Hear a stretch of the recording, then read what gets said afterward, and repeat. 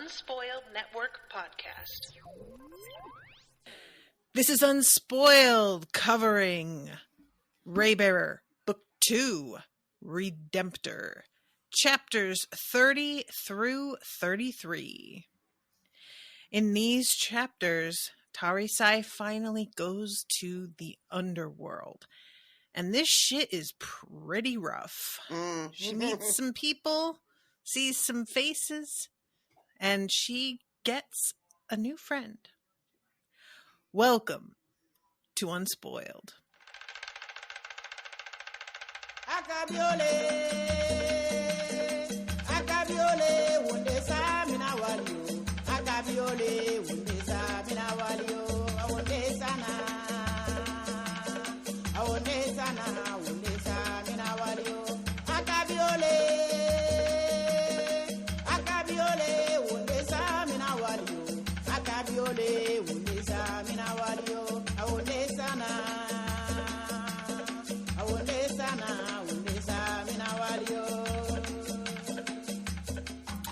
Welcome to the show, everyone. I am Natasha. I'm RoShawn. All right. Penultimate episode of coverage. Yeah, right? I didn't realize how deep we were into it until I pulled up my little schedule and was like, oh shit, this is it. We're wrapping this shit right up. Yeah, I never redid the spreadsheet, so I thought today was the last one because we, missed a week, and so I was like, wait, what? And then I realized, I was like, oh, okay. Patrick's in the chat. Listen. I hate where we stopped, and also, why did she fall for the lady thing? Same, Patrick. I was yelling at my book. I can't believe, but we'll get there. But yes, I don't believe for a second. I don't believe her for a second that this is going anywhere but disaster. That's what I'm saying. I want to ask questions, but like you said, we'll get there. We gotta wait. We gotta pace ourselves. All right. So, chapter 30. We're still above ground, and things are delightful. She's hanging with Kira, and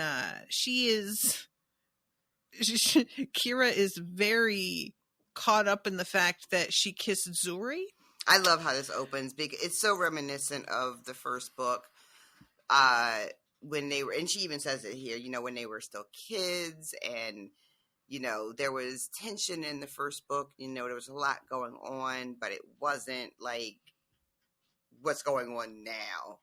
It just seemed so much more innocent.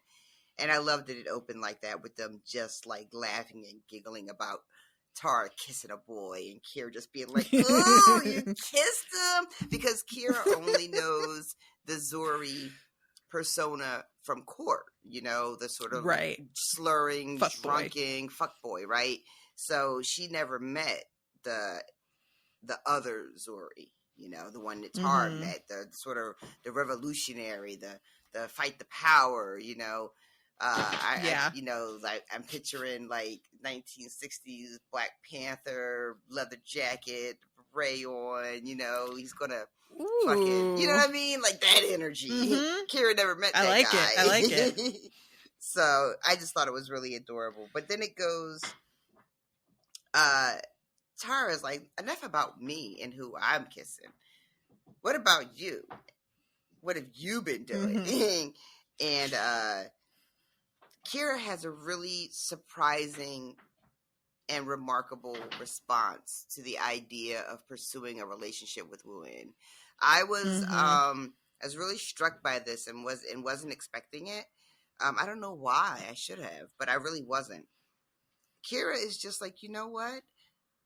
Yeah, we do have feelings for each other, and I have very strong feelings for him. But not only is he 8 years older than me, which isn't significant in my opinion, but but he is more significant than the actual years is the breadth of experience that Wu-In has.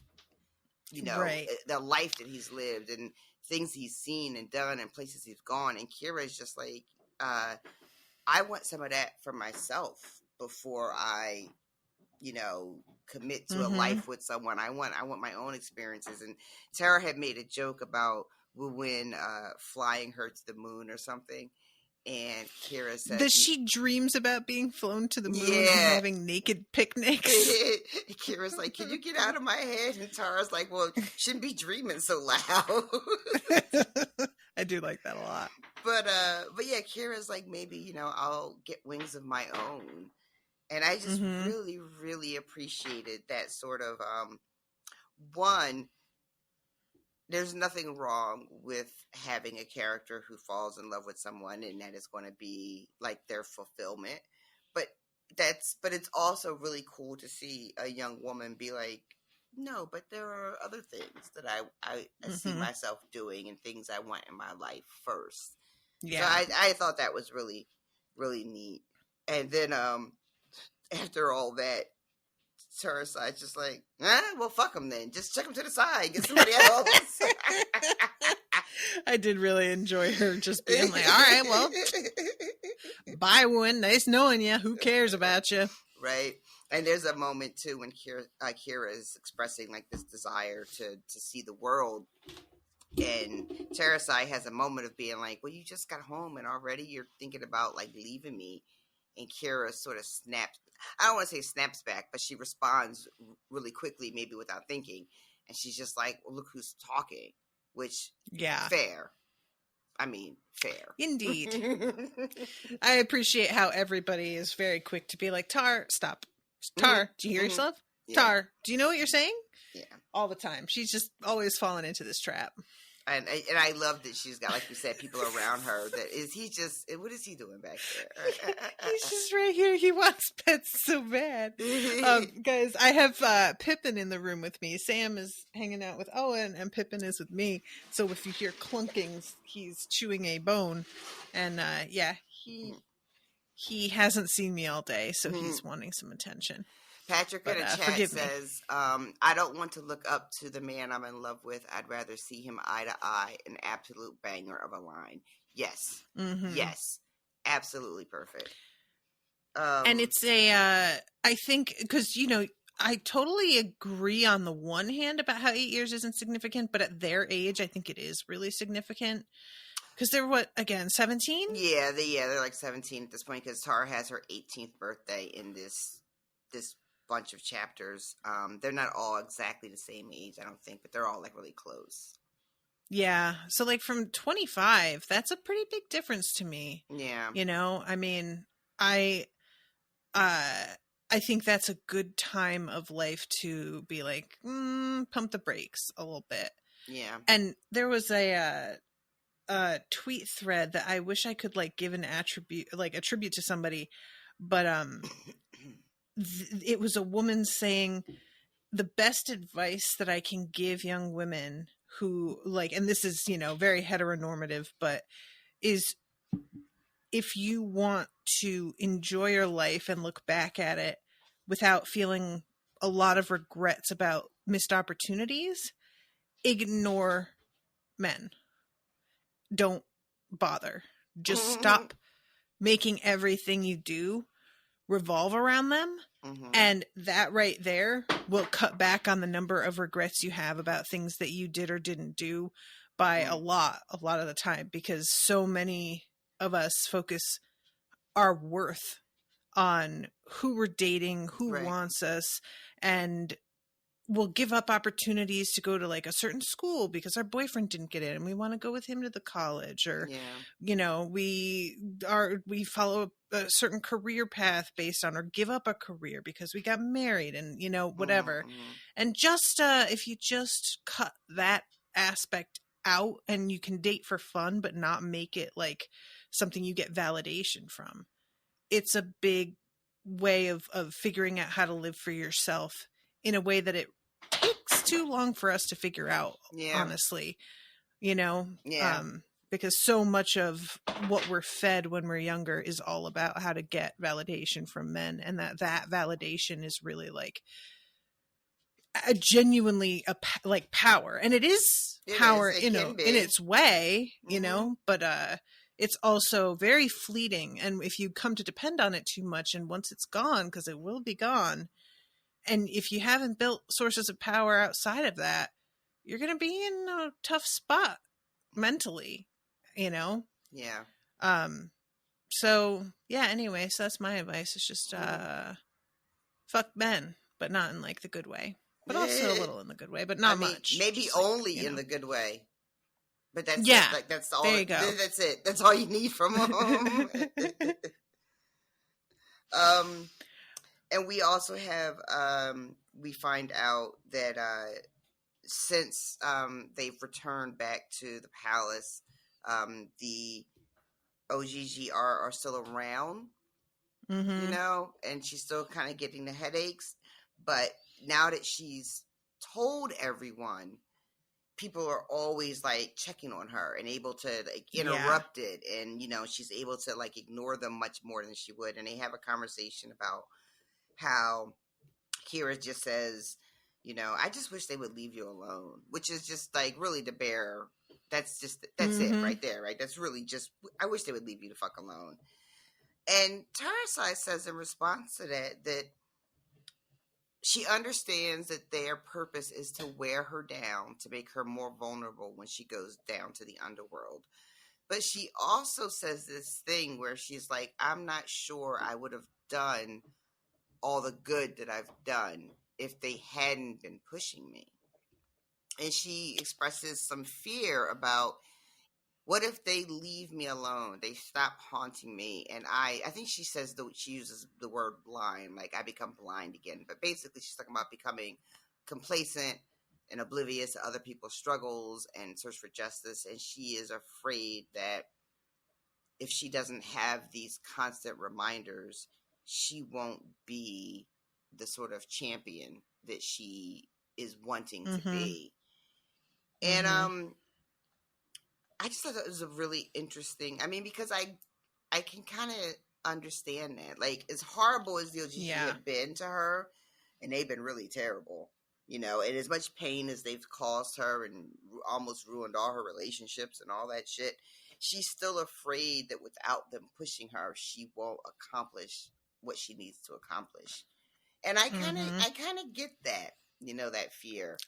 That what if I unfollow all these news organizations for my mental health, and then I am just not aware that horrible things are happening, which will definitely make me a better balanced human being and happier, but also uninformed and ignorant.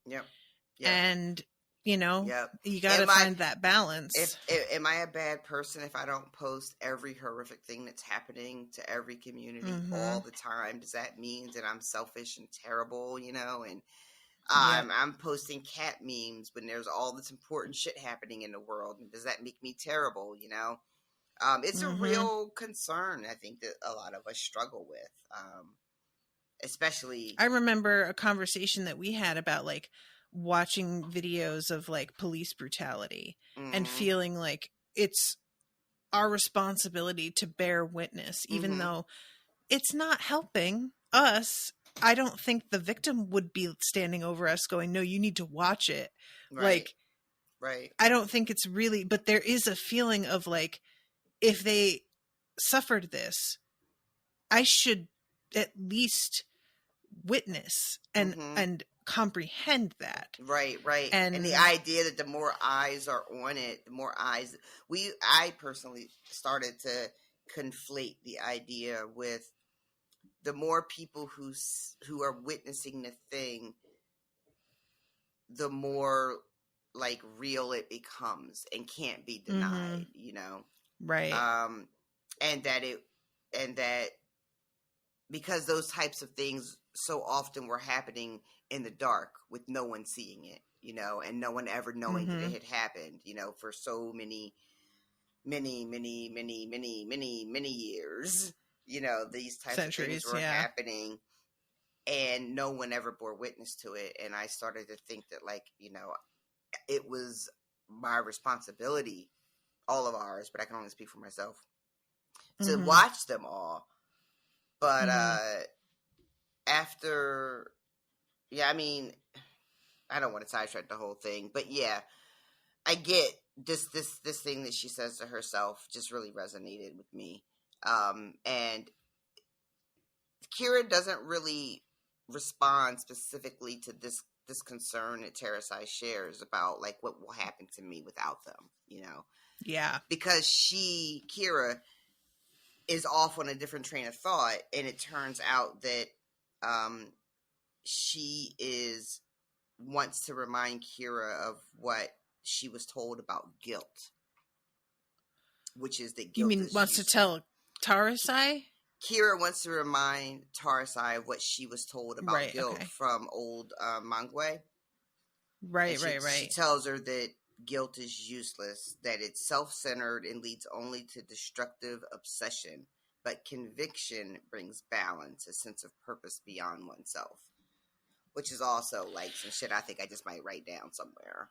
I really love that guilt is self-centered as like, because you and I talked at one point in another show about like the concept of guilt. And I was like, well, without guilt, you can't improve though. Right. And you were like very quick to be like, no, like guilt and taking responsibility are not the same thing, which was what I was seeing them as, you know, feeling guilty as being like a valid consequence of doing a shitty thing.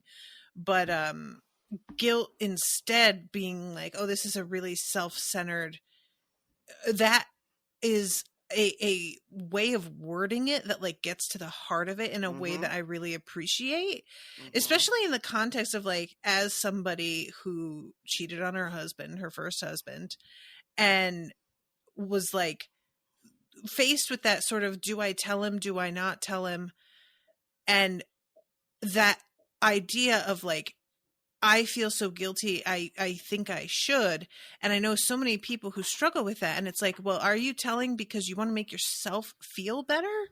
Or are you telling because you think it's the right thing to do and like important to your relationship and communication? Because those aren't the same thing at all.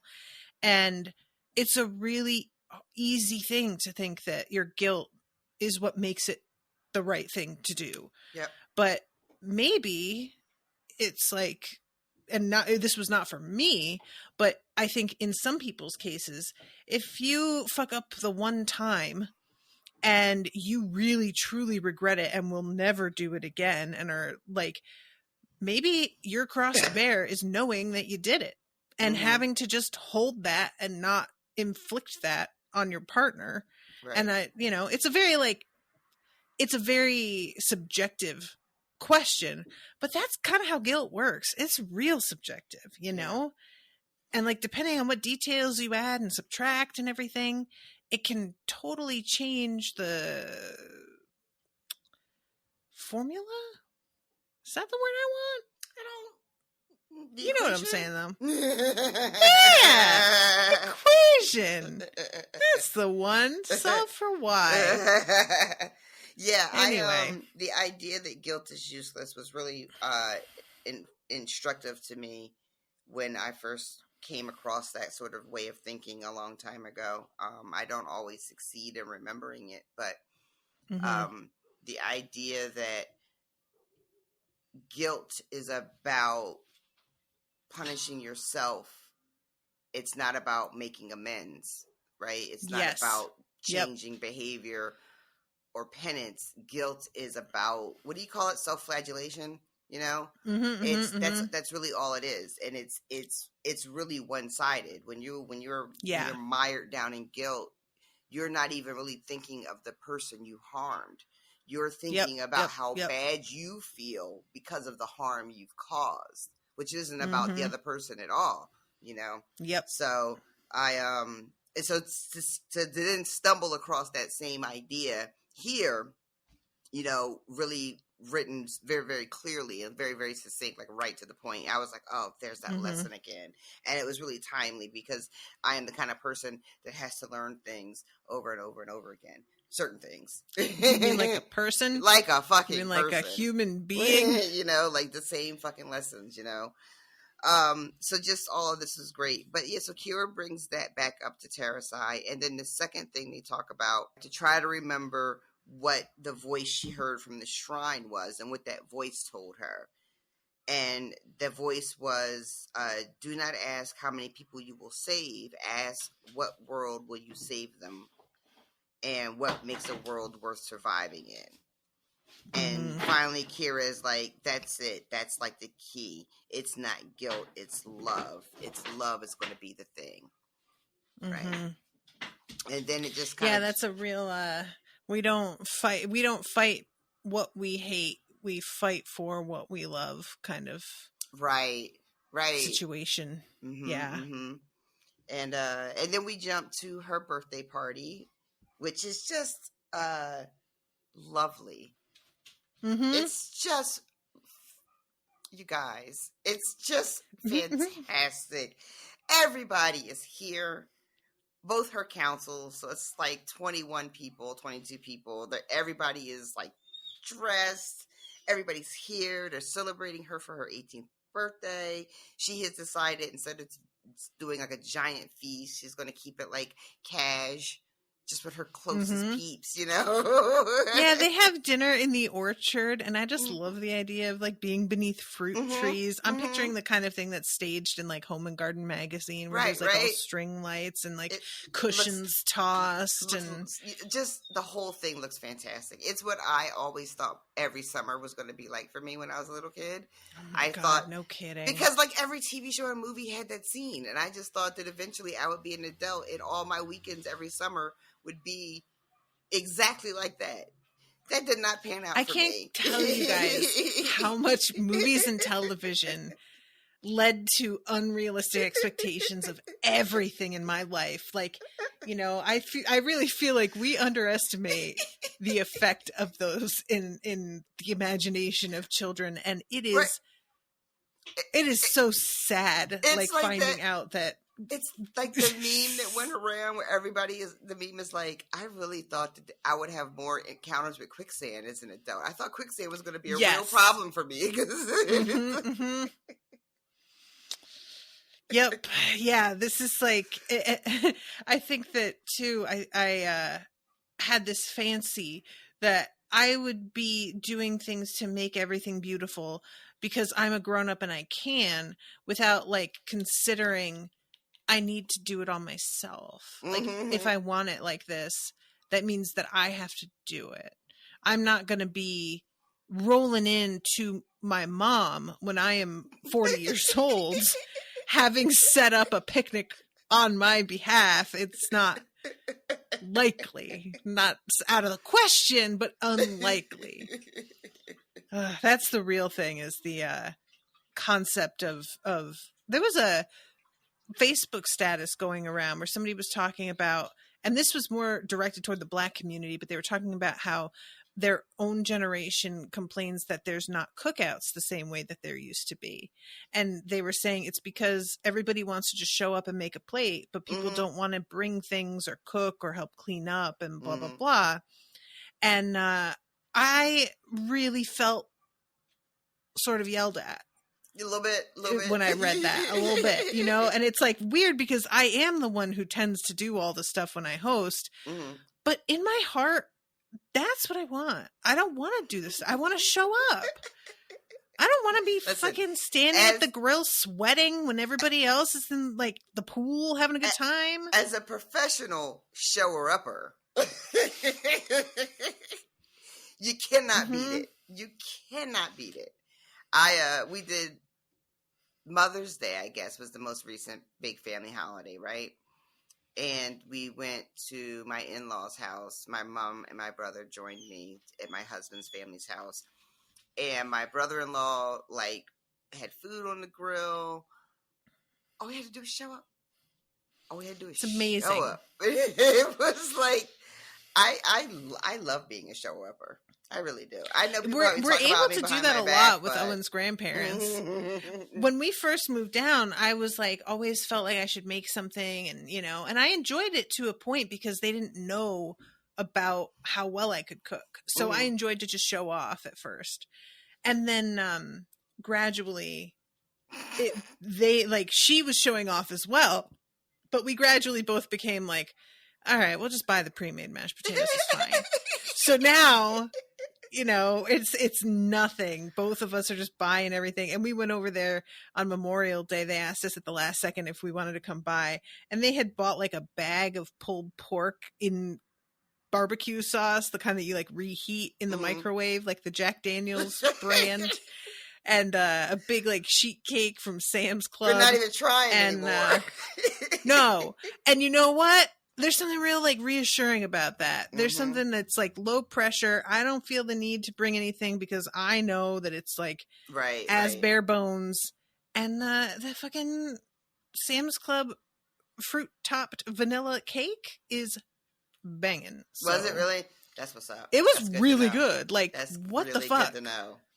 Yeah, because I've had some Sam's Club baked goods that are truly awful. Oh. It's like we mix sugar in with wallpaper paste and put it on a piece of foam core poster board. Enjoy. But no, this was good shit. Yeah. Painted a fucking flower on it, you stupid fuck. Eat it.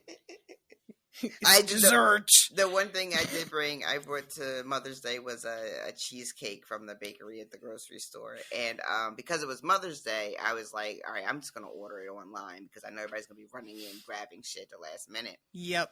So I ordered it online and paid for it. Get there to go pick up my cheesecake. And the guy is like, you're what now? You're who? What? I'm just like, you don't have my... Nothing. So I ended up just like grabbing one from the freezer anyway. God damn it. So what, did the order not go through? Like what happened? It wasn't really a big deal. It turns out what I ordered was going to be just like a pre-made one anyway. I just wanted it pulled away so they didn't run out. You know, I didn't want right. We were going to the grocery store late in the day and I didn't want it to be all empty. But luckily there was some left, so it was okay. But gotcha. But yeah. But all right, swinging back around to this. Sorry, this guys. Is a lovely party, and I don't know what was my favorite part. I had a couple of really great parts. There's her dancing with Jeet. Was amazing. Everything with Dio is amazing here. So good. I mean, there's a moment where when they're all dancing. Also, Dio and this baby, you guys, he is so smitten. I know. With this little girl. It is phenomenal. It's so cute. But at one point, everybody is dancing, and Dio is dancing with Eileen, and they kiss. Right?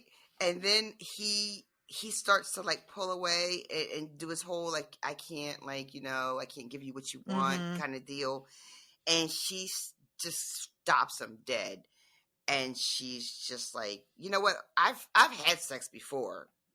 As a matter of fact, I love that. As a matter of fact, it says like matter of factly, but in my mind, she says as a matter of fact, and she tells him about. She says like, you know what happened after we were done fucking? He called me a murmur witch. And she looks at Dio and she's just like, you've never ever said anything like that to me. You've never even thought it. All you do is love with like your whole self. And basically she's just like, that's all I need from you. If that's all you can give me, I will take it and I will be grateful for it. And then he kisses her back and they laugh, and I may have cried a little bit because it was just really, really sweet. Yeah, I really love this. Tara dances with Jeet, and we know that she does not like to dance because she's not very good at it, and I feel her on that. But they dance, and you know, it's just everybody is there, and it's beautiful. And then when you think it can't get any better, right? Because this is just this whole night is beautiful, and everybody's together, and people are, you know, you don't think it can be topped. And then what happens, you guys? Minya brings out Daiseo, and she paints again. Yeah, this is pretty cool. She takes her veil off, and she paints using her feet and then her mouth for like the finer points. And this is like, I get the impression that this is clearly the first time she's danced, you know, in public. I don't know if she's been practicing in private with Min Young for I don't know, right? But this is like the first time she's done it in front of people, I think. And like, you just get this feeling of like I don't know what changed for her and made her, I guess, Tarisai and what Tarisai is doing. I think maybe I think so. Encouraged her and given and like literally encouraged her, like gave her courage to try to do this thing that she thought had been taken from her forever, right? Yeah. And she does it, and it is such a beautiful moment. And she writes, "Behold what is coming." And I fucking love that. So you guys, ugh, right, ugh, right. I want to know how. I really want to know how Jordan Ifueko came up with "Behold what is coming." Is that what Tarisai actually means? I haven't even looked it up, but like, how do you combine these words to make something that's like beautiful and frightening at once? Mm-hmm. That is not an easy Yep. Every time you hear it, you're just like, oh shit. Yep. It is. You know? It is. And it's 4 fucking words, dude. It's 4 words. And it's like, I love like what your point that like it could be ominous and also like uplifting and aspirational and sort of like, I don't know. It's an incredible turn of phrase.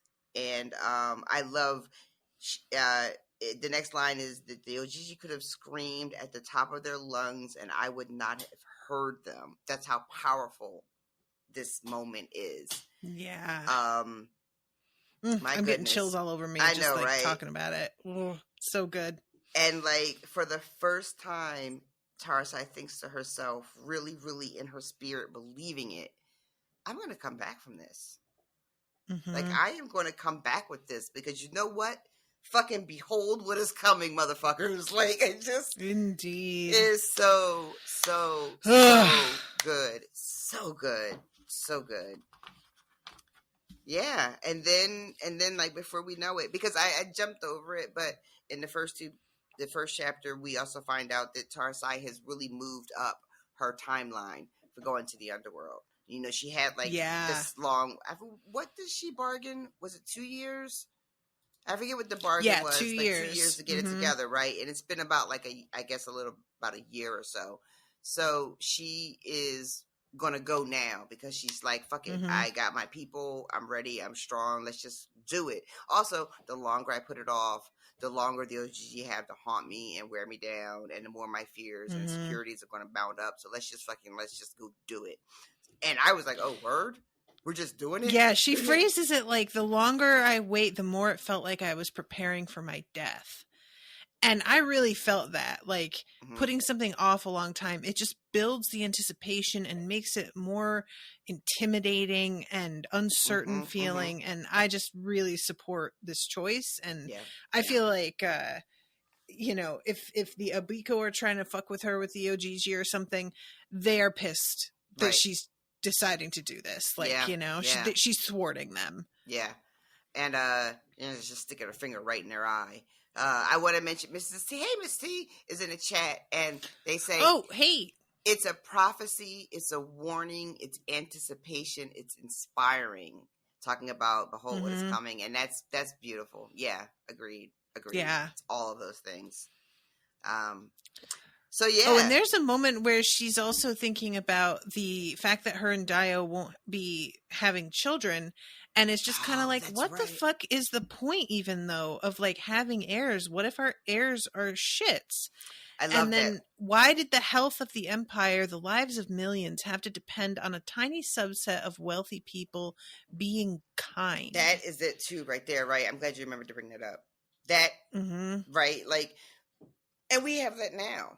You know, that's what our world is basically like now. Like, instead of having systemic safety nets as part of the way our society is structured and organized, we have to just hope that a few kind-hearted philanthropists will help the poor and the sick, you know, and whoever else, you know, who isn't, you know, able to climb to the top rungs of capitalism.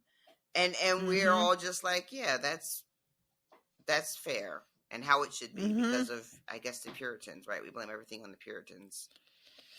I'm fine with that. Yeah. I mean, let's go with that. Checks out, you know?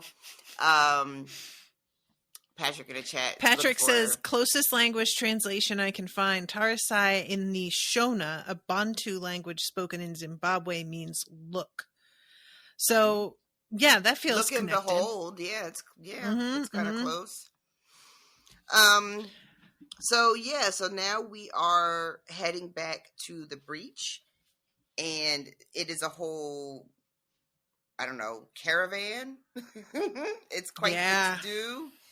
And the people of the lands have decided to line the roads and serenade her. They don't pick great songs. I don't love this. I don't love this. Where has our lady's son gone? Down, down to the bottom of the world. Not dead. Just sleeping. Night is short when your servants sing forever. Right. Basically, you're gonna die down there, but we're gonna sing the song of your courage forever. So don't worry about it. I would have gone back to the drawing board on this one. I don't know, man. I feel like, in the words of, I'm so sorry, you guys. I just got done watching Succession, and so every time that I'm talking about like public stuff, I'm like, will it play? I think it'll play. I don't think this is gonna play. I'm just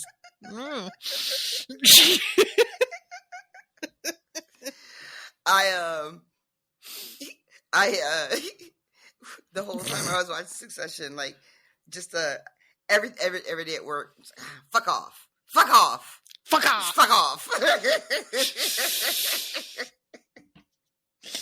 I've sent you that Succession parody with the M&Ms, right?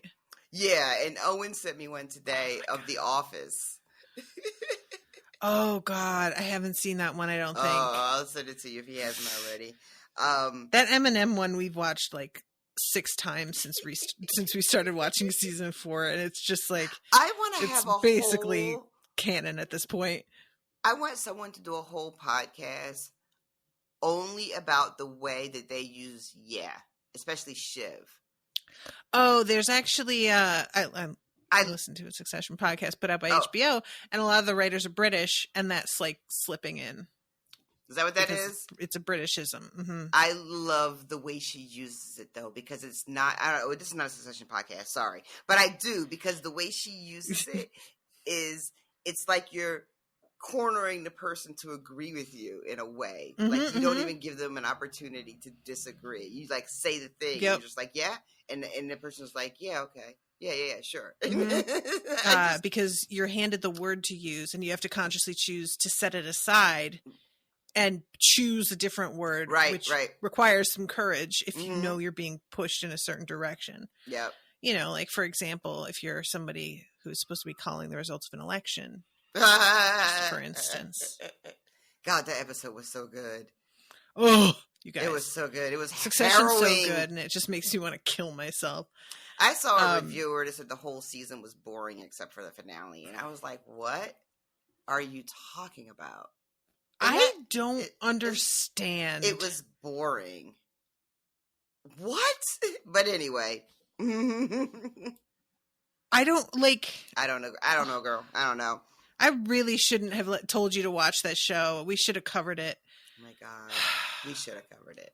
Who knew? We should have. I shouldn't have told you. You were desperate for me to watch it. I was. And I can't even say that I really regret it, except for that capacity.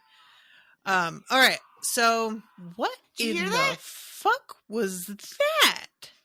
She's getting ready to go down there, and Dio is like, don't you need supplies and stuff? Right. And this is when it really shows what value it is to have some people who've been down there already. Yeah. To tell you what to expect. Yeon has given her, she's been training her too, right? We find out that they have been training hardcore, to the point where the Tarisai knows the map on her body. She doesn't even have to look at it practically anymore. She knows exactly what she's going to run into, how to navigate it. the bit about like not taking weapons and extra clothes and all that kind of stuff is because once you're in the underworld, everything weighs you down. Like it is such a everything weighs like 10 times as much as it does. What? That's a fascinating detail, right? I love this. Yes, I love that too. Yes. Like when you're building in your imagination a place like this, and you think to yourself like, what's it like to be in this space, you know? Mm-hmm. And for me, when I was thinking about the underworld, because I knew we were eventually going to get here, I was, wait a minute, hold on. Did you look at the chat? Patrick's comment in the chat said today's Crowncast be wildin'.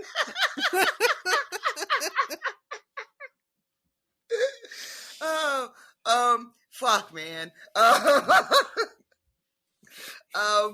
But so yeah, so like, you know, I was trying to picture like what this place is gonna be like. And you know, I got all things going. You know, it's gonna be monsters. It's probably gonna be fire pits. You know what I mean? You know, ghosts. Woo! You know, all this shit in my imagination. What this place is gonna be like, right? But this detail, You'd make a real bad grill.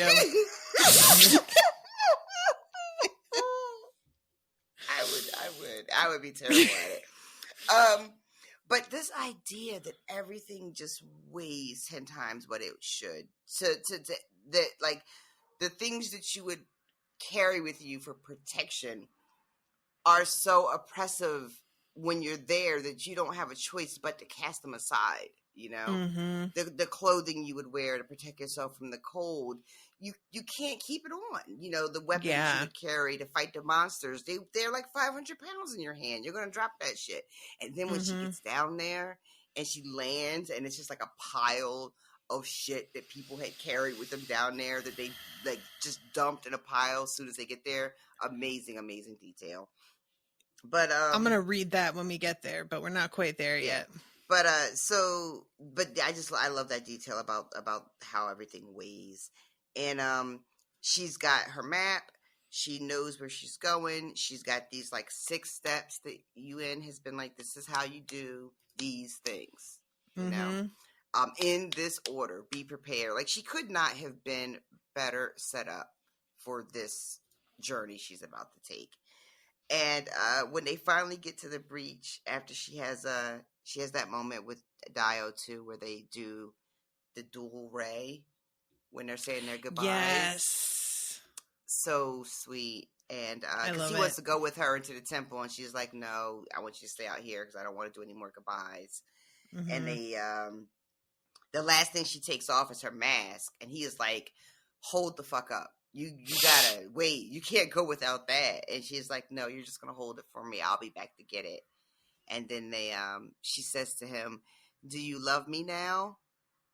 And he says, "Always have, always will," which is what he had said to her. Like, "Do you love me now?" Like ages ago. And she says, "Then wait for me through the ray." And that's the last kind of moment she has with him. But it's very, very sweet. Yeah. And then we find out that Yuen is going to go with her in the temple.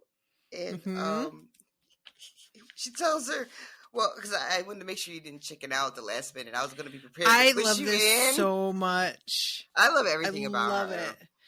She's like, "You shouldn't be here." And Yin is like, "It was the only way that I could make sure that you did it." And she's like, "What? Were you going to push me if I didn't go?" And she's like, "Yeah. Yeah, I was." And at first Tarisai's like, "Oh, well, no need for that." And then when the moment comes, she's like, "All right, you know what? Yeah, actually, if you wouldn't mind, just give me a little nudgy nudge." But yeah, Yin says to her, when she says, "You know, only way I could make sure you make it to the breach," she says back to Tarisai when Tarisai is like, "Make sure I do it." And she says, "I can't let Irie be sacrificed. Like, that's just not an option. So I'll do whatever I have to do to protect that little girl." Like, and it's and she says it, and it's really sort of like matter of fact, sort of like it just is what it is kind of way, which makes the moment they have a few minutes later even more touching because Tarisai ends up asking her to make a promise that she will find something else to live for once all this is over. Mm-hmm. She says, not just protecting the little girl. She's like, that's all well and good, but that's not like a purpose to your life. That's exactly. just one of your duties or something. Right. She says that, she's going to grow up and her family will expand. And as Tarisai is saying that, she's thinking of Dio and Eileen because there was a moment in the earlier chapter of the birthday party where they were all together and Tarisai is watching them and being like, they look like a little family, Mm-hmm. And she gets Yoon. I think Yoon. She gets her to, she says, what did you enjoy before all this happened? And she says, I liked flowers. Mm-hmm. And she says, maybe when all this is over, I could grow lilies again. That could be something that's hers, that she does for herself. That's, makes her, I don't know if it's her purpose, but her joy, something to live for other than like duty.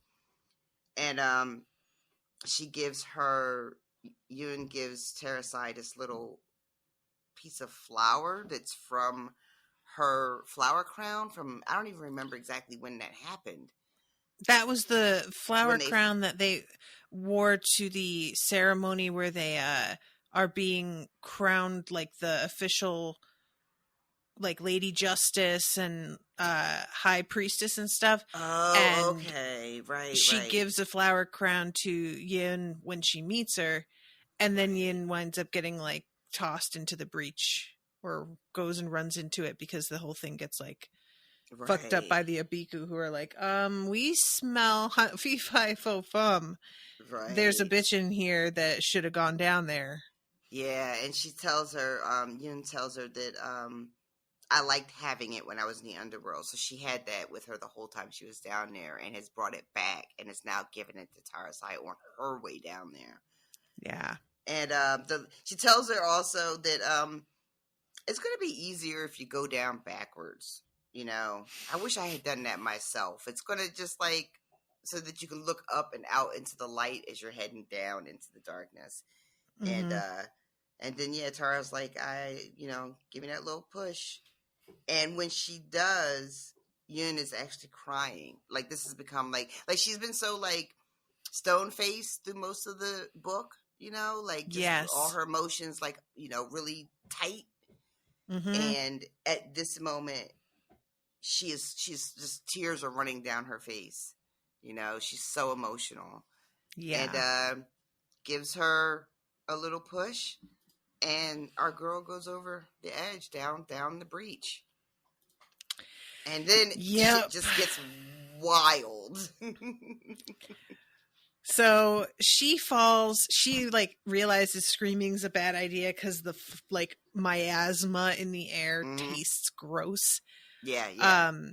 It's also she's like the air has thickened, so she's falling, but like not at a high rate of speed. Yeah, which I don't know. That's just so creepy. Just it's this like slow float. Ugh. Like going through pudding. And she lands. There was no air down here. Inhaling, exhaling made no difference. My heart raced, sending sharp pains through my chest. Make it stop, I wanted to say as I flailed and gasped, a fish on a riverbank. This was a mistake, a bad dream. Make it all stop. But I didn't, because that was what they wanted. The Abiku couldn't touch me without an invitation, but if my words gave them the smallest opening, they would take it. So she has to get used to this weird breathing. Mm-hmm, I'm so sorry about how loud this dog is being, everybody. I swear to God. But it is what it is. But yeah, the idea of breathing like or breathe like she is still inhaling and exhaling, but it doesn't do anything. Yeah, it's just the habit of the way your body works, right? I hate this. Like, oh my God. Oh no! This immediately, I was like, get me off this train. And this is when she looks around and realizes what she is laying on. Yeah, there's 6 tasks. The first one is remember that you need not die. Mm-hmm. And I love she lands and she tries to like yell out, "Still alive," but she can't get it out. Yeah. So what she's laying on, objects clattered around me as I fell. Tiny weapons like slings and daggers, defensive charms, child-sized cloaks, bundles of food, small stuffed toys, the belongings of past redemptors, objects for comfort and survival. Every single one abandoned once their unfortunate owners had learned what things weigh in the underworld. Which is so chilling to me. Yeah. It's not just like abandoned stuff, but it's all kid-sized stuff. Yeah. Like, ugh, it's me. stark, right? Yeah.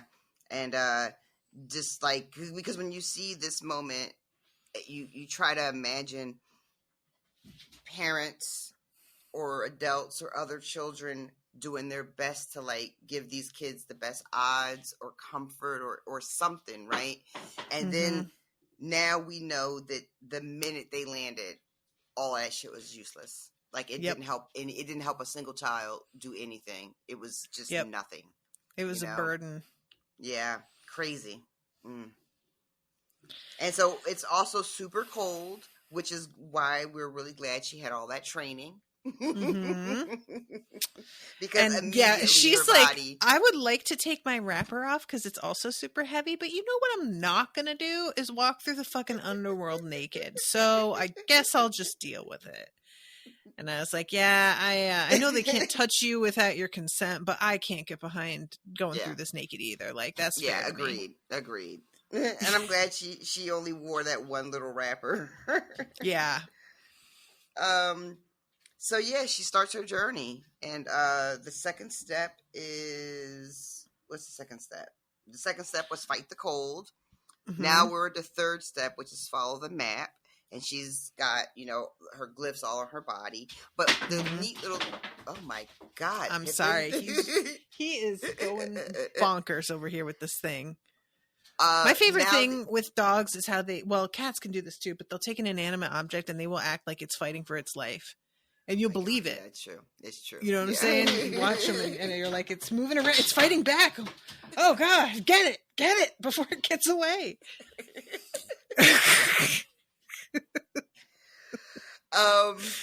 Anyway, sorry, guys. So oh my God. I'm so sorry, guys. This is me ignoring the Abiku's tricks.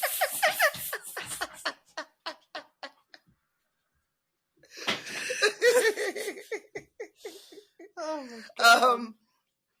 Now that she's in the underworld, she shows up on her map as like a little sun. Yes, that's super cool. I love that. Cool. And she is, oh my God. I'm trying so hard. I know. I'm so sorry. I put a nice soft surface down so that it wouldn't make noise, and he just smushed it all up against the edge of the desk, so it's all open wood floor now. He was just like, what is this? It's getting in the way of my noise making. I'm sorry, everybody. It's been a trying couple of weeks. This is what it's been like every day. I don't know how you've been doing it. I really don't. So she is on her way to something called the Bridge of the Warlord's Deaths. And this is the fourth step. And so she's making her way through. She's saying the names of all of her council members to sort of keep herself from losing her mind and keep her focus, and just to have something to fucking think about other than all this terror that's around her. And she turns a corner and she sees a pit that looks like it's filled with was it scorpions or something? I'm trying to find the spot here. And Yeah. she forces herself to laugh, and then she just charges right into it, and it's nothing. It's just an illusion. She comes out on the other side, and she's just like, okay, I'm starting to see y'all tricks. All right.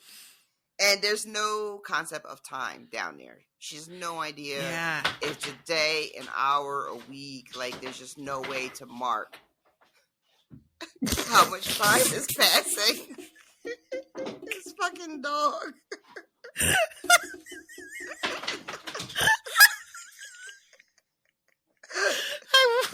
I wish you guys could see him right now. He's doing that thing where his little butt's up in the air and he's like flat on the floor on his front paws, like looking at this thing going, yeah, gotcha. It's adorable. Don't get me wrong. It's precious. It's precious. So the chapter ends with her getting to a spot where she hears a voice, and it's Zuri saying, I knew that you would keep your promise.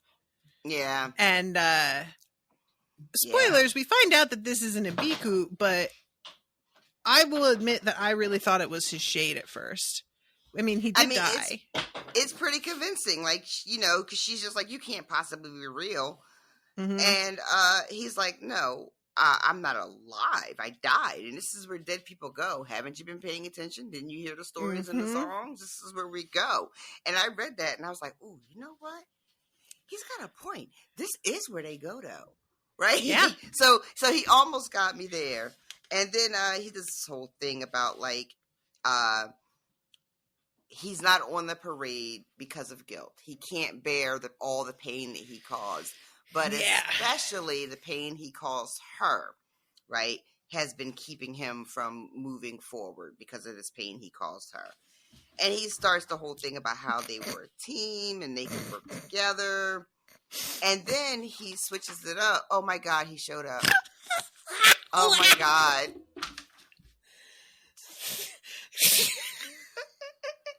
The Ibiku's biggest distraction was the noise of puppies losing inanimate objects in the chat, Patrick says.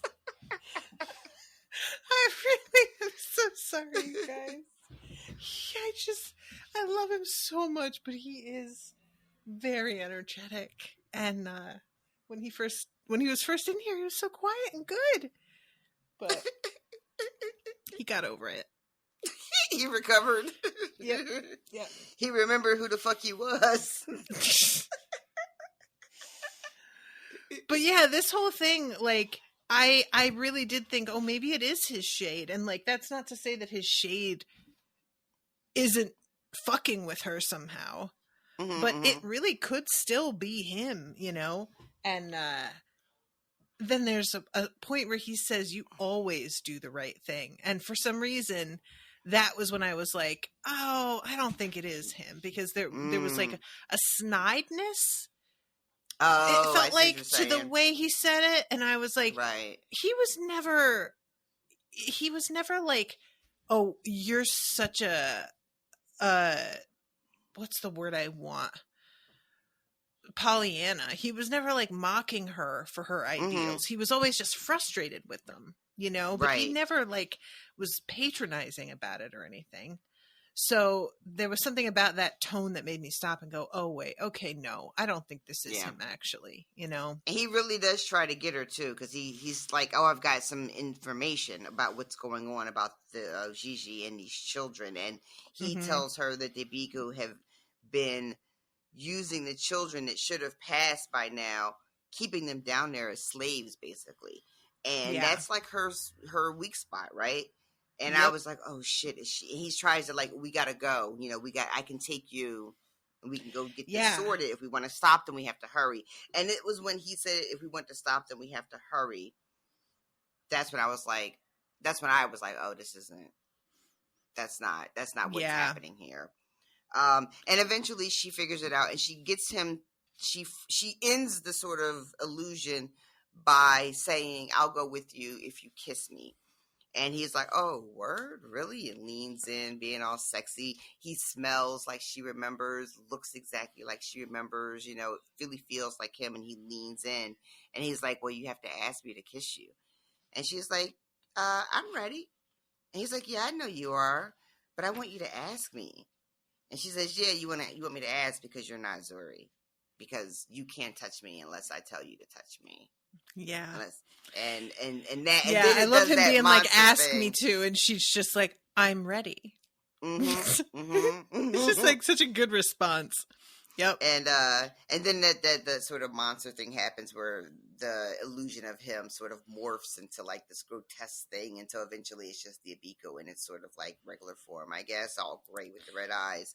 And it's Do you just remember like in Buffy with the first evil? Yep. Talking to Willow in the library. In the library. Yep, with the blonde girl who killed herself. Yeah. It opens up and then like swallows her and then goes boop, disappears. I will never forget the reaction I had when I first watched that episode. When that mouth, I like recoiled into the couch behind me. It was so sudden and so much more like dramatic an effect than that show usually went for. Yes. And it was so simple in a way. Oh my God. Oh, and I think about that all the time. Like it really, I'm talking really like good. Once a month that pops into my head. That was a really great moment. Yeah. Because because she turns from the blonde into a bunch of other ones and then finally to the, all right. So then the Abiko is just like, man, you should have just let us take you. It would have, made this all quick and a little less painful than it's going to be for you. And then it tries, it says, you and your friend will join us soon.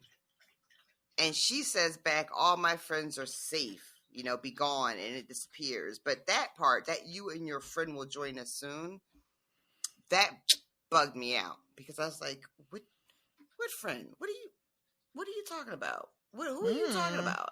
And I don't know. I still don't know. Like, you and your friend, that really sounds like there's somebody else down there floating around, or they got their eye on somebody very specific, and I just don't know, like, what to do with that.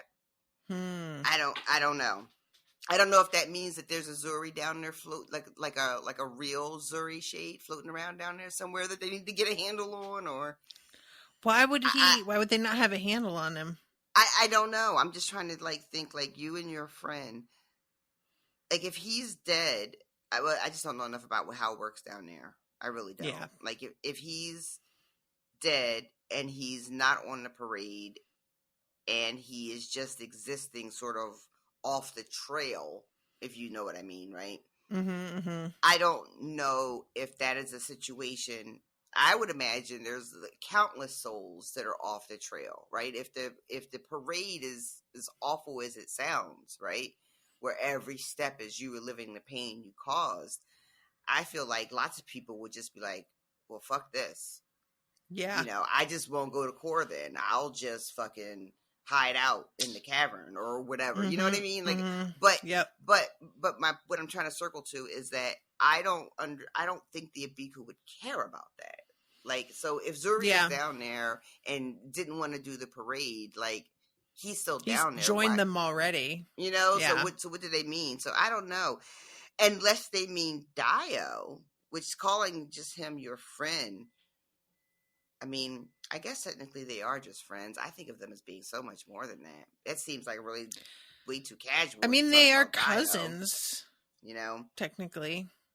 So yeah, I don't know. But I just noticed that you and your friend will join us soon. And so then she keeps going, and eventually I think we get to the bridge, which is like the next big thing. This is wild. The deaths. First of all, there's way more than fucking 13. Yeah, there are. All of these beasts, she calls them, each of them the size of a small house, just show up. And all land, like boom, boom. Can you imagine? And these things, it says the sight of them awoke something primal the pure manic revulsion that every living thing held for death before its time. And that also, I was just like, God, that's a really fucking, that sentence is something else. Yeah. God damn. Yep. Like the enormity of that sentence really is something else. But she stands there though. Our girl stands. She does not does. run. She wets I would herself. And she's just like, well, I guess Yes. that's just what happened. Yep. And I was like, yeah, you just got to That's go right. with it. Yeah, I'm glad you mentioned that because that's really important. That's how intense this whole thing is. Yeah. The voices roared up from the deep, husky, ancient voices, and they all yelled, "Welcome, Warula." Mm-hmm. I wet myself, and I was like, "Yeah, girl, I'd have wet myself too."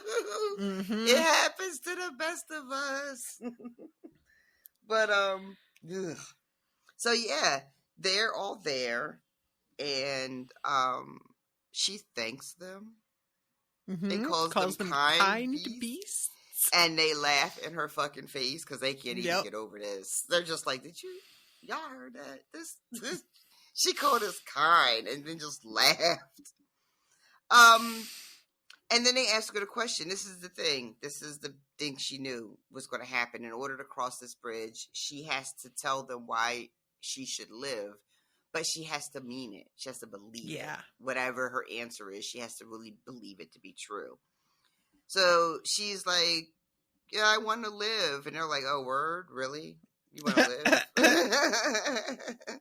You know, there's a lot of people dying right now. And also a description of these deaths. There's this one that is eel-like with veiny, translucent skin and unblinking fish-like eyes, who she understands. Tarisai is like, okay, this is drowning.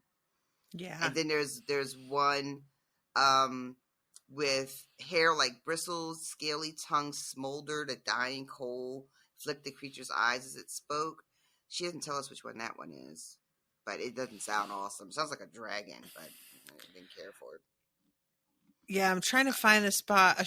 There's a sharp-clawed lion with blank, milky eyes and a floating, translucent mane. A sickening metallic smell filled my nose as I watched it, and I knew instinctively that this was one of the unnamed deaths, a terror beyond words. Mm-hmm. I don't know what that is. Like, and they don't tell us because there's no words for it. There's one that looks like the one she calls organ death, and this a tusk boar with twitching arteries bulging like vines beneath its skin. Right, that's organ death. No, thank you. Right, no, thank you.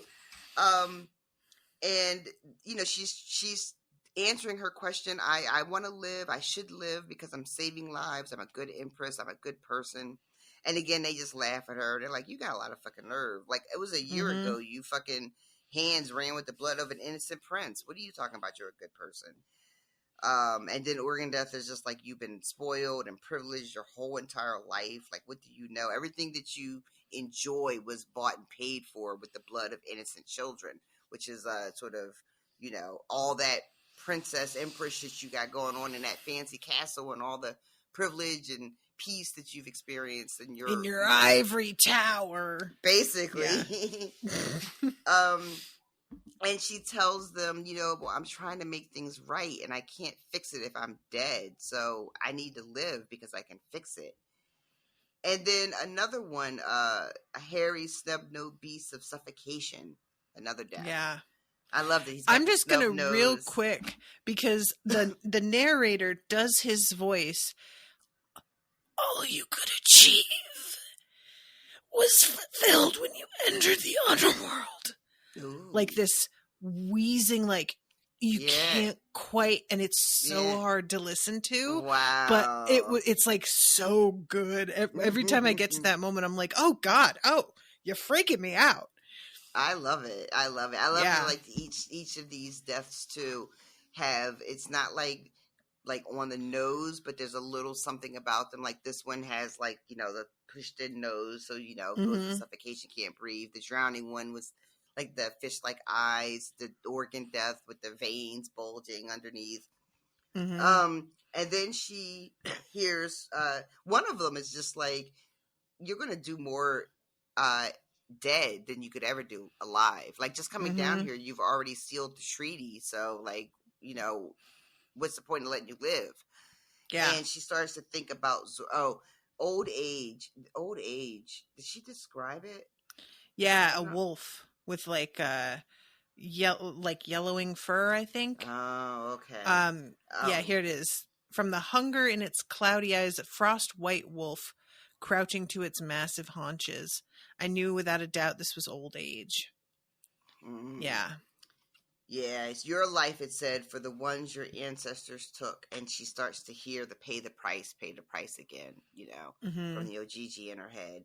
And then this is starting to get to her. Like, this is intense. And they're not impressed with her, you know. They are not impressed with anything she said yet. And she's starting to feel like, well, fuck.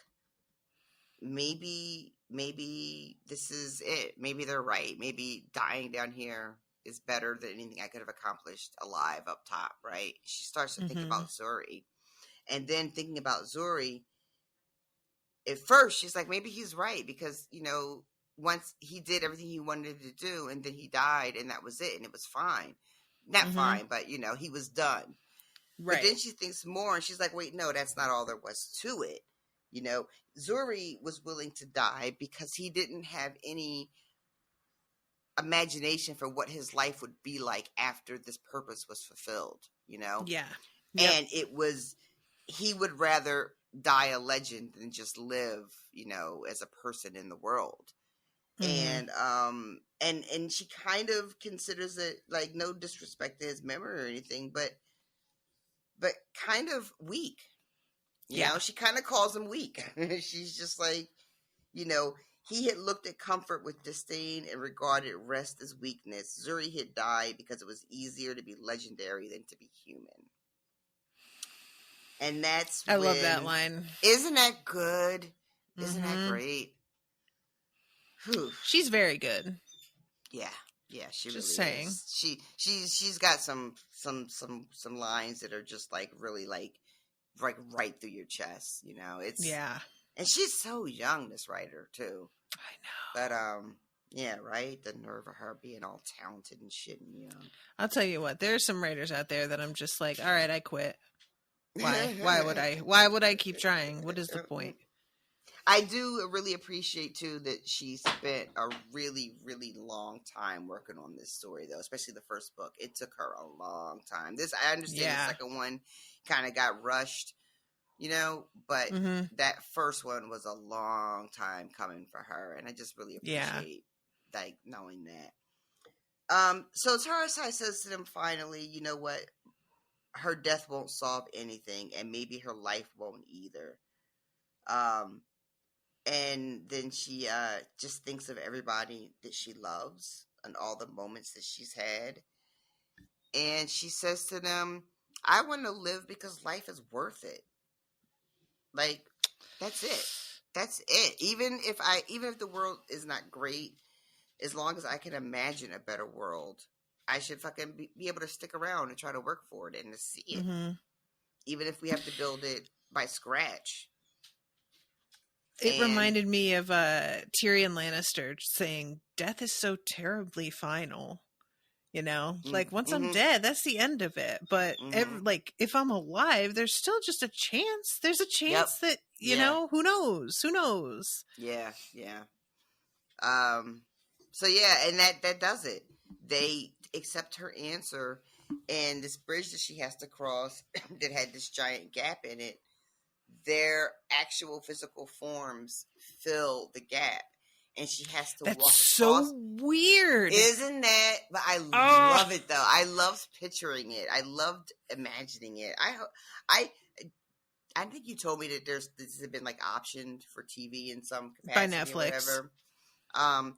I am desperate to see it, and also don't know if I want to, because if they're not going to go all in, then don't even fucking do it. You know what I mean?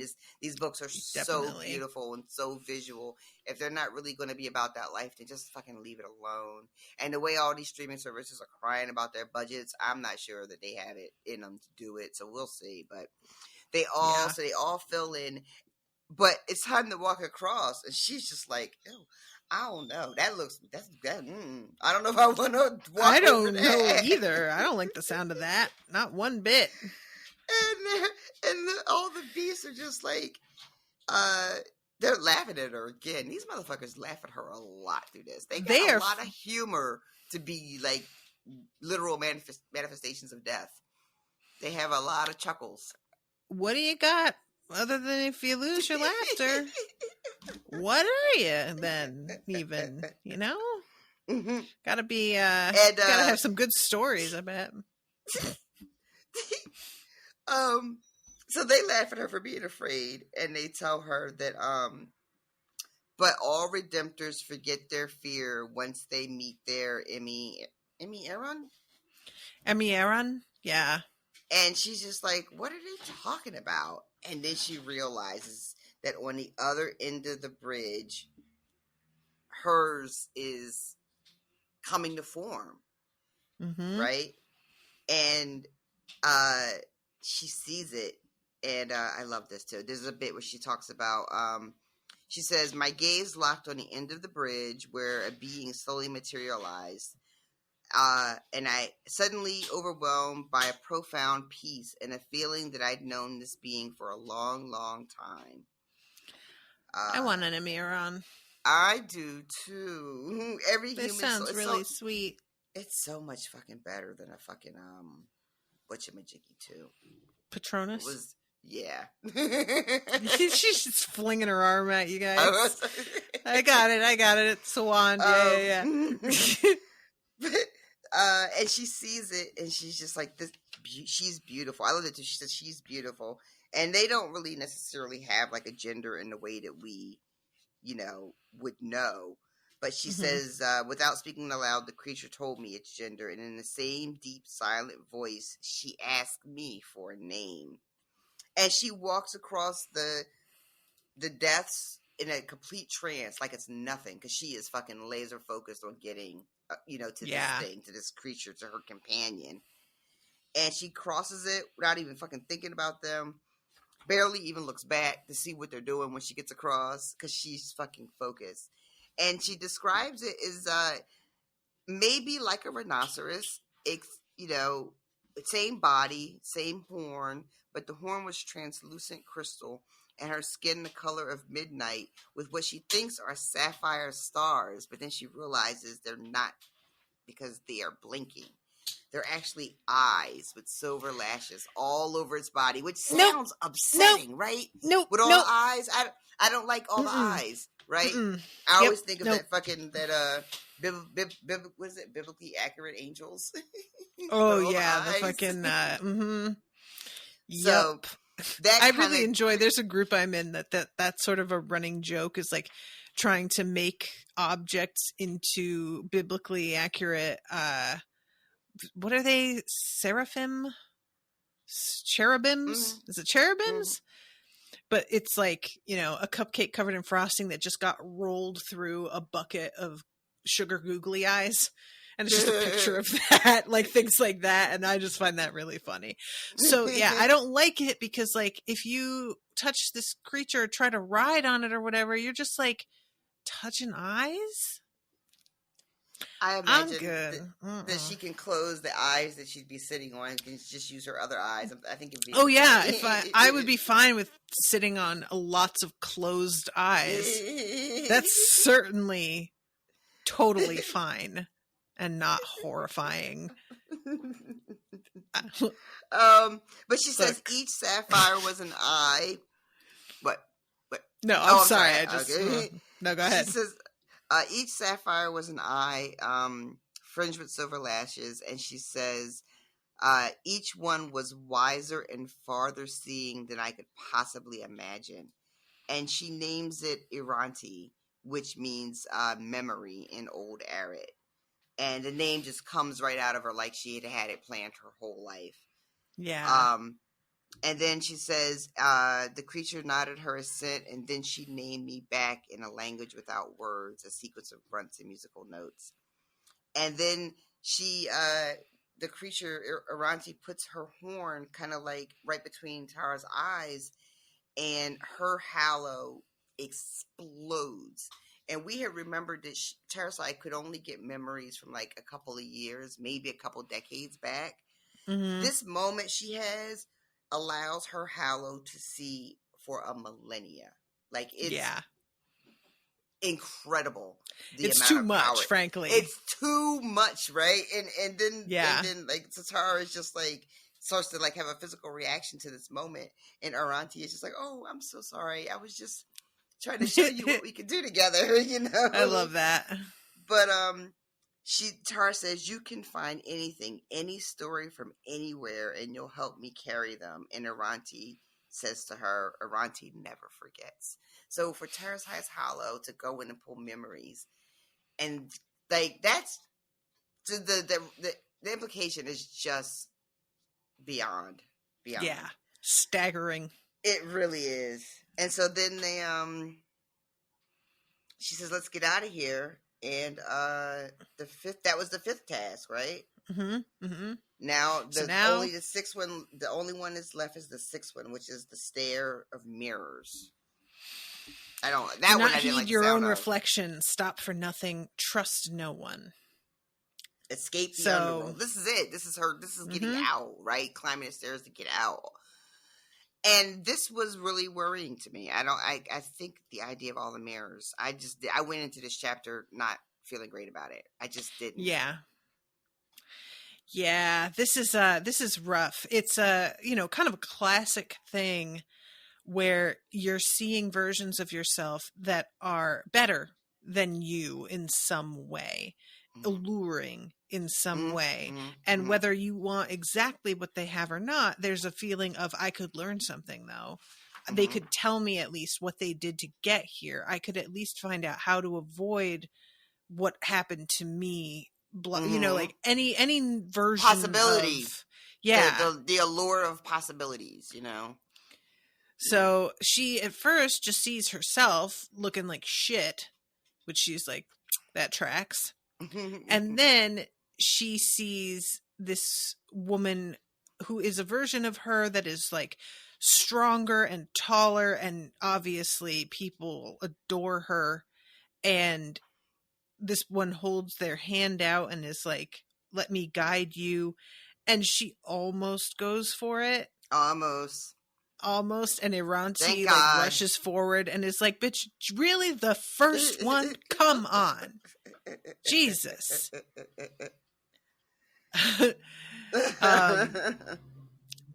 And let's see. Oh, right. Vigilante Tarisai, her clothes modeled shamelessly after Zuri's, which I kind of enjoyed. I laughed at that. Like, yeah, I did too. There's a version of her that dances really well. These are also things that like she, like things that she would have liked to have been herself. And so there's a version of her with perfect hips that knows how to do all the dances that she sees. There's one of her as a mother holding a baby. And she's with Jeet. Yeah. And then finally there's a one that looks like a child Tarisai, and she's like, that's weird again. And then she looks and it's like, wait, this girl is different. This little girl isn't the same little girl. And then she realizes that it is the lady. It is the lady, but like as her child herself. Yeah. And then I knew it yells out, made of me. Yeah. Yep. Because Tara's yelling at the mirror, and she's like, wait, no, this is bullshit. I'm supposed to be seeing reflections of me. Me and her are not the same. I call fucking bullshit, Yeah. Like, Tara's like, no, we're not doing this. And that's when she yells out, made of me. And I just knew it was going downhill from here, guys. I knew it was going downhill. And she reaches out and touches Tar, and that is how she knows that this is not an Abiku. Yep. And at first, Tar and me, we were like, hold up, you're changing the rules. That's not cool. You're not allowed to change the rules. What the fuck is this? Right? Because I was like, this is, like, I thought we had an understanding of how things work. Because I'm still thinking it's the Abiku, right? I'm like, but it becomes very clear pretty quickly, I think, that it is really her. And, she's sorry for everything she's done, and the parade was really sucked because she caused a lot of pain. I want to And so mention too that she looks like a little girl, as she puts it, because the longer you stay down here, the more yourself you become. So she is still at her core that hurt little girl. Mm-hmm. And so she's turning back into that, which there's something so tragic and perfect about that being like a side effect of remaining here. Yeah. I had where is I know we're running up close on time, but there was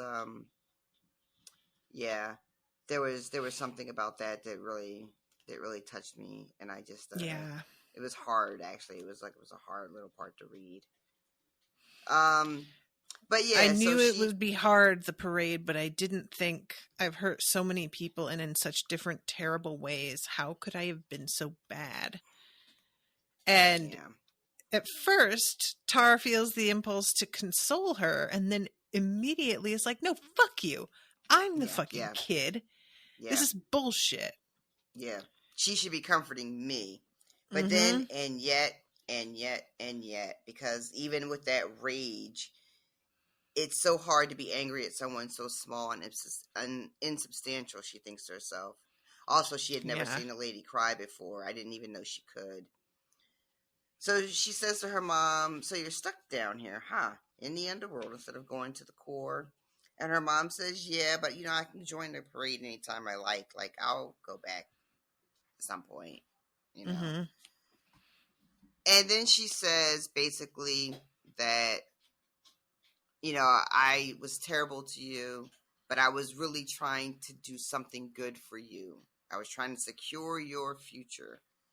Yeah. And that phrase is what convinces her that this is really the shade that was her mother. Because even here in the heart of hell, she could not get rid of that sort of, and she calls it indignant pride that her mother couldn't relinquish. So Tara says, I forgive her. I forgive you. And she means it. I love this. I mean it for now anyway. Some days I will. Some days I won't. Mm-hmm. And then the lady says, I can do you a favor. I can basically get you to a super secret shortcut that the Abiku have been working on recently that no one really knows about. And because Jeet had told Tara that this existed, Tarisai is like, oh, right. There's a moment where Sanjeet had mentioned we found a new exit that these things were coming out of, and she's like, oh, that is real. Okay. Yep. And so the lady says, I'll take you, and begs Tarisai, let me do this for you, please. Let me do this for you. And I am just like, girl, don't do it. Don't do it. Even though I believe this is really her mother, I'm still saying don't do it. I don't think that this is an Abiku. I believe this is really her mother's shade. I could not. I couldn't believe she decided to go. Even Aranti was like, don't do it. Aranti is like, no, don't do this. It's terrible. And then Aranti like disappears. Yeah. Honestly, Aranti, you just had this connection with this creature. And it's only the second time it's tried to give you advice and you're already not going to listen. Like, disrespectful. Honestly. I thought we were connected. I thought we had something real. Wow. Yep. Okay, I guess I'll just come get my stuff next weekend. Right? She's like literally screaming to Tarisai, danger, danger, danger. And Taris tells Aranti, if the lady is lying, we can always find our way back. I have a map. There's not any risk. Bitch, there's risk everywhere. What are you talking about? Of course there's a risk. Yep. And she tells Aranti, I know the rules. And Aranti is like, all right then. And disappears. And not completely, because Tara can still feel her, but like her physical form is like gone. And chapter ends with her saying to Aranti, I'll see you on the surface. She took her mother's small, cold hand, and the moment I did, both my feet left the floor. I passed into the mirror, glass rippling around me like rings of troubled water. And I was disgusted. I don't like it. Agree. I don't like it. Early in the chat, Patrick said this is a trap, right? And yes, this is a trap. What do you think it's a trap for? Because, like, the lady's dead already, you know? Like, what is... Maybe the Abiku promised her, like, a shortcut to core. Oh, to get to core? Like a trade I like or that. some shit, you know? Yeah. When they said you that and would your be friend, really they funny wouldn't have if been they talking did. about her mom, right? When they Would were they like, call you and your friend would her your friend? No. All right, Yeah, yeah, that doesn't sound that right. doesn't make, yeah, that doesn't sound right. All right, so maybe a trade, maybe. What else could they offer her? What else could they offer the lady? They wouldn't offer her something bananas like life back on the top. Like, I don't think that's in their power. I don't know if they could. I don't think that's been suggested, right? So they can't offer her anything. You know, they can't offer her life. So the only other thing they could offer her in the underworld is, it doesn't seem like humans can get to any kind of place of power. Humans down there are simply just passing through. Like, that's the only thing you can do down there, it seems like, right? So they're not going to, like, offer her her own kingdom in the underworld to rule, right? That doesn't feel like it's on the Queen table. of the underworld. Yeah, right? no. Like, you know, she was so desperate for power. Like, she would probably accept it, but I just don't know if that's a thing they could offer. So the best thing I could think of is shortcut to the core. You don't have to feel the pain. Which is funny because, like, if that is it, they're offering her the same thing that she is lying to Tar about. Like, oh, I know a shortcut, which it would, I guess, just not have occurred to her that they're just lying to you the way that you're I was just lying going to say, your daughter. Like, would they even guess. keep the deal? Like, say she does it. Also, like, I don't know what that means, though. Like, delivering Tar to them doesn't make sense because the rules are you can't kill her unless you can't hurt her or touch her unless she lets you, like, right? So I'm not exactly sure how a trade would really work. Yeah, it's not about, like, oh, we need to capture her. She's down in the underworld, like, right? Yeah. So that's why when that part, the trade doesn't hold up when I think of it in that term, right? Like, how could she get? What does the mother do to deliver a dead Tarisai to them, right? I don't know. She can touch her. Does that mean her lady can hurt her? Can the lady hurt her? Maybe. I mean, because she did grab her arm. Yeah. I don't know. They're not clear about the rules on that sort of thing, so I don't know. But I just want to go on record with less than 2 minutes. This is a fucking trap. I do not like it. I'm not sure because, like, it's been mentioned so many times that Tar has to, like, agree to die down there. So I don't know that she can get murdered like that. That's true, too. You're right. You know? Right. I don't think that would work. I don't know. I guess her mom could try to trick her into saying something, but I just... why whisk her off someplace? You could have just did that shit right there. I don't know where she's taking her, and I don't know. I can't quite picture the mechanics of it. You know what I mean? Yeah. But I feel everybody in the crowdcast, by the way, we only have 30 seconds left, but RoShawn and I are definitely going to keep talking a little bit more beyond when the recording is going to capture us. So you'll have a very exciting bonus few minutes to listen to once the actual audio goes up. So, stay tuned for that exciting bonus material. That was definitely planned as bonus material and not due to RoShawn and I talking for too long about puppies before we started the actual recording. That was not the reason why. So, FYI. Actually, it looks like it's still recording. So, all right, we'll see how that goes. All right, so so basically, my final thoughts are, I can't figure out exactly how the lady is going to leverage betraying Tarisai, like what she gets in return. My guess is how would that even work? And then, but you definitely think it is like a betrayal. It's a betrayal. I'm not falling for it. I don't believe it. Because, and this is awful and really pessimistic and cynical, but I just don't think that her mother has changed at all. I don't see any reason to believe she's changed at all. Why? Mm-hmm. You know, even considering the fact that she's becoming more of herself, right? This scared small child. But if you follow that through, the lady has been carrying this resentment from a very, very young age, right? So Mm-hmm. even though she's back in that childish sort of form of hers, that resentment and bitterness is old, has been with her since she was a child. So as far as I'm concerned, I don't see any reason to think that she's changed significantly. Yeah. Honestly, for me, the fact that she can't go through the parade is an indication of it, right? Yeah, like if you're not willing to like go through it, then you're not trying to atone. So how can you possibly change then? Yeah. And even when she's talking about, oh well, I'll go back, and she said because she's met her Ime Eru, I forget. Mm-hmm. It's a fox too. It's a fox. The ladies is a fox, right? Shocker. And she's like, they miss me. I think she says they miss me, and I miss them too. But she's left them to, you know, go be by herself off path, which is also weird to me. Like, I mean, we see Tarisai kind of let Iranti go, so I guess it's not unheard of, but I don't know. Something's not right. Something's not right. I don't like it.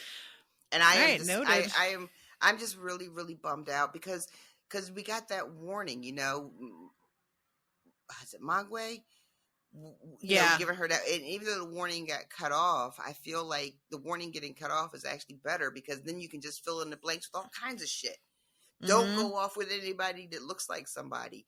Don't fall for any tricks. Like, just fill in all the blanks of the shit you shouldn't do. Never, under no circumstances trust and it could easily have been the lady. Like, you know, I don't know how she would have known about the lady specifically, but she knows shit, I guess. So yeah. I think even when they met her, she knew a little something when they encountered her. Well, I meant like that she would be around in the underworld. Oh, gotcha. You know what I mean? Gotcha. Yeah. Right. But yeah, she could have. Yeah, don't trust. She says, don't trust the. I don't know, man. And I said the bee in apartment 23. It was the joke that I made at the time, if I recall correctly. And you are correct. But yeah, I don't know exactly how that sentence was supposed to be finished because with the in front of it kind of limits it a little bit. Yeah, definitely. But don't trust the things they show you. Don't trust the people you think you know. Don't trust the faces you think you recognize. Don't trust the things that people are telling you that you've always wanted to hear. Like your mom saying that she's really sorry and wants to make up for every terrible thing she ever did to you. I don't know, man. Yeah. But I wanted Tarisai to just keep climbing the fucking stairs. Just climb the stairs and go. Yeah. But this is the thing with me and you especially. Like, whenever you are reading a parable or a fairy tale and somebody's given very explicit directions and there's only like 6 rules and she did all of them, there was only one left and you couldn't just do it. You know, you couldn't just, and the way it's framed kind of like it says, I'll take you, the lady said again, extending her hand through the mirror. Please, Tarisai. If she had smiled then, that warm, radiant beam that had always molded my will to clay, I would have turned away, leaving her in the underworld without a second glance. But instead, she only stared, agitated, desperate. I had seen that look before on the face of a little Kunleo girl staring up at her brother, begging him to see her and let them be a family. That earnest, heart-shattering look hadn't worked on Olugbade, and by rejecting his sister, betraying her pure trust, he had created the wounded monster who would grow into the lady. I did not trust the lady, but I knew deep down that I could not reject her in the same way her brother had. No one deserved that heartbreak twice. Yep. Which, I guess. I just personally think that's you shouldering some shit that's not yours, girl. That's all I'm saying. You know, but it absolutely is, but that's the damage that a parent can do. You know, even when you intellectually and you understand that this is their thing and this is what they did that was wrong, and I understand, you know, all the fine points on a really primal level, it is very, very difficult to turn that shit off, you know? Yeah. And especially if you are raised by somebody that was as withholding as the lady was, to have, you know, and she really did put Tarisai in a position, that sort of adultification where the kid becomes worried about the well-being of the parent and the emotional health of the parent. And that's where she is in this moment. I can't hurt my mom in the same way that someone else hurt her before. You know, it's just too cruel. I can't do that. But why is that your responsibility? You're not your uncle. You didn't do what your uncle did. That wasn't your burden. But you take it on as a kid, you know, no matter how much we think we know better. You know, we fucking know better. We know better. She knows that she should be taking those stairs up and out. But that thing that's inside it will make you do the dumbest shit. Darndest things. The darndest things. Patrick says maybe the sentence was, "Don't trust the shades." I mean, yeah, that could be helpful. Yeah. Who knows? So I don't know. We only have 2 chapters left. Yeah, I think. God. I don't know. I don't know where the lady is taking her. I don't believe she's taking her to no fucking exit. I don't know what the plan is. I'm nervous because there's only 2 chapters left. I don't know how this all gets wrapped. Yeah, right. 2 chapters. I feel that. I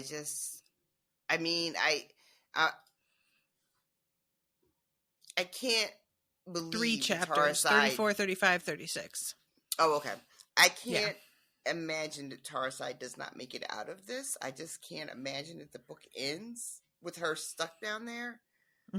But I really don't know. I don't know. I can't remember if there's like a 3rd book planned or not. I think there's only 2 books out now, right? She's working on a 3rd one. Yeah. She's working on a 3rd one. She says it's set in the same universe. It's unclear whether it's like the same characters. You told me that. I don't know that it is, but right. So it's not necessarily like she's been real cagey. Yeah. So I mean, I have gone into this series sort of thinking that it ends with her coming out. Kind of a happy ending almost. I just kind of been operating under that assumption based on really nothing. I just felt like the energy of the book felt very much like it was about triumph. Ultimately, it feels like the energy she's writing with. So I just kind of have been assuming that she's going to make it through this. But now that we're at the very end of it, and this turn of events, and her falling for this with the lady, I'm not as certain as I once was. I don't know, y'all, and I'm a little scared. I'm not gonna lie about it. I am. And who is her friend? Who is her friend? It's a good question. I mean, did somebody follow her down there behind her? Did somebody else go down? Why would they do that? Who would do that? The only other person there was you, and she's not. She already did that. She's not going back down there. So I don't know what that you and your friend was. Was that just a throwaway line that I'm getting distracted by? No, it doesn't feel like it. It feels like it's supposed to mean something to me. I just don't know what. Like, do the Abiku feel salty about people? Like, when Redemptors make it out, do they hold grudges? Really good question. Are they always like, that damn Wu In got out and that damn Yin got out? We're going to get her back eventually. Like, maybe, is that a thing? I don't know. I mean, I would probably take it pretty personally.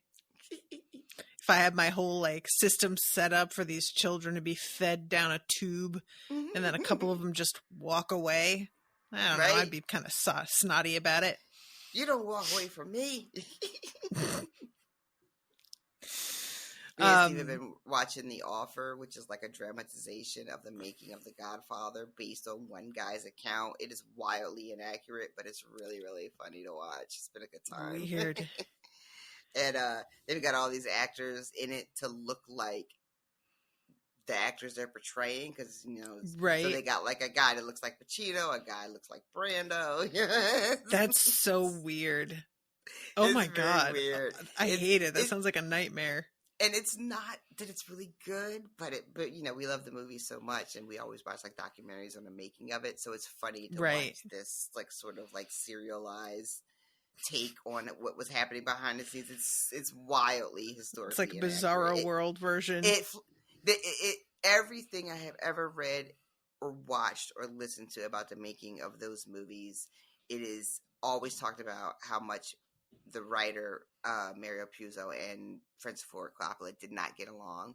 But in this telling of it, they're like best friends and they're like very chummy. It's just there's like a Frank Sinatra character who's like the villain because he doesn't want this movie made, and he campaigned aggressively to keep the movie from being made, which is true. Because of the Johnny Fontaine storyline. So Frank Sinatra didn't want this movie made. Right. And like threatened studio executives to get it shut down, called his mob friends to threaten. I thought you were going to say actors. Called his mom, and I was like, what was she going to do? Oh my god. Amazing. But anyway, I don't even know why that popped in my head. I forget why that popped in my head just now. What made me think of that? I don't know. I have no idea how that got into my head. Oh, well. It's either here or there. All right. Well, we've got to wrap it up, but there's no new patrons this week to say hi to, so sad face for me. If you guys want to become a patron and support the show because you want to hear more of a dog, then you can go to patreon.com/unspoiled, and I promise you that there are at least a couple more episodes of dog sounds. So that'll be good. Also, I want to mention that the live recordings for Sookie Stackhouse are going to be changing over to Fridays at noon Central Standard Time because Miles' schedule changed. So if you are a $10 net patron and you can come to this live, you can go to that also. And we had been doing Mondays, but he is getting shifted to a totally different position. And it's actually going to work out pretty well for me. And if you are somebody who is in Europe, the time difference makes it a little bit easier to attend at that hour also, from what I understand. So yay for Europe, I guess. Yeah. And I feel like there was one other thing that I was going to mention, but I don't remember what it was now. I just really appreciate everybody's patience. Things have been a bit of a shit show. I even loaded because we recorded twice in the time that I had to take off, but I didn't edit and post within that time. We kind of have an episode banked of this and Song of Ice and Fire, and I accidentally posted the one we just recorded instead of the next one, and I had to unpost it, and it was a whole thing. And I think I mentioned to you already that I skipped a whole episode of Jane the Virgin by accident. Yeah. I have been barely hanging on, and I really, really appreciate everybody just bearing with me and being patient, because I am keeping it together enough that things are still getting posted and still getting recorded, which is more than I would have thought I'd be able to manage. But that is not to say that I'm doing it right every time, and I'm still certainly behind. I gotta edit some unsobers. So I just really appreciate all of y'all bearing with me. I really, really do. And then when RoShawn and I finish this, we're going to be moving on to the 3rd season of Ted Lasso, which just had its finale this week. Yeah, it was Ted Lasso finale, Barry finale, Succession finale, all in the same weekend. And I saw a bunch of memes about white people, which I also watched. Okay. That wrapped this week too. But yeah, so we'll be doing that, the Ted Lasso final season, and then after that, we're starting the Hunger Games. Which I completely forgot that we were doing that. I completely forgot we were doing that. You got plenty. You don't need to worry about it yet. We'll be starting that. It'll probably be Ted Lasso is 10 episodes? How many episodes in this season? I think it's 12. Oh shit, 12 it's a longer episodes. season. Okay. Yeah, it's So, 10 with the 2, like last time it was 10 with 2 bonus episodes. Okay. So we'll probably be doing like July, August, September. So we probably won't be starting until October. So we got some time, but I'm pretty excited about it because the reread was a lot different than I thought it would be. And I think we're going to have a whole lot to talk about, and I'm pretty interested to hear what you think. So, yeah, well, I am pretty much unspoiled on those. I mean, some references I get, but like we told everybody, I tried to watch the first movie and I never made it off the train. Movies are no good. Just, it was Thumbs no good. down. It was not, and I was ashamed because everybody loved them, and I was like, all right, let me give it a go. And I just was like, this is not, I can't do this. I kind of want to do the thing that we did with Harry Potter, where we watch the movies as like a bonus that you can buy and talk about them. Like you and me will read the books, and then we'll do the movies, but it'll be like, if you really want to know about it, you'll pay for it. If not, oh well. Yeah, because I don't know if I don't know if there's a Hunger Game fandom that is intense to be doing all that. You are so wrong. Is there a Hunger Games fandom? How wrong you are. Yes. Oh. Not only is there a fandom, but like because it recently got put up on Netflix after not being available for free for a while, it got like a resurgence in the conversation and was all over the place. And I actually joined a shitposting group for it on Facebook, as I do. Anything that I'm like a pretty big fan of, I join a shitposting group for it because they delight me. I joined a Twilight shitposting group. Best decision I ever fucking made, you guys. So good. What these people are doing is just chef's kiss. So that's the other reason that I want you to read the series, so that I can share all the memes. Obviously. It's all about the memes. Did you read Twilight? No. Okay. Because I was going to try and share memes with you about that, but if you haven't read them, I mean, I saw listen to me and Miles talk about them. The movies, I saw the like movies, but you get the plot points, but you don't get the like flavor of the writing and how questionable it is. Sometimes it's actually not bad, and sometimes it's real bad. Like,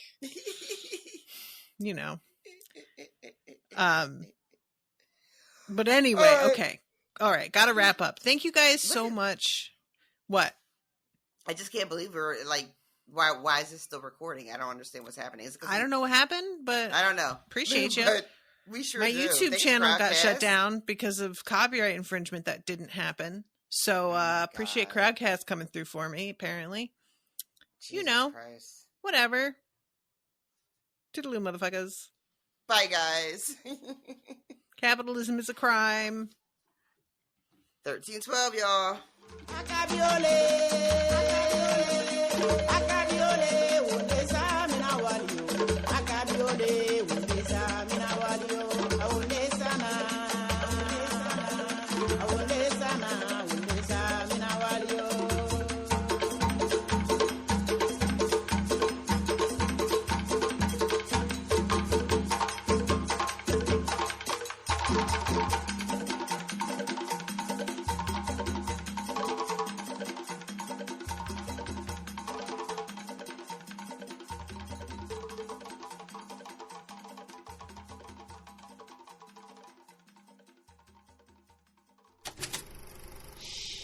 That was an Unspoiled Network podcast.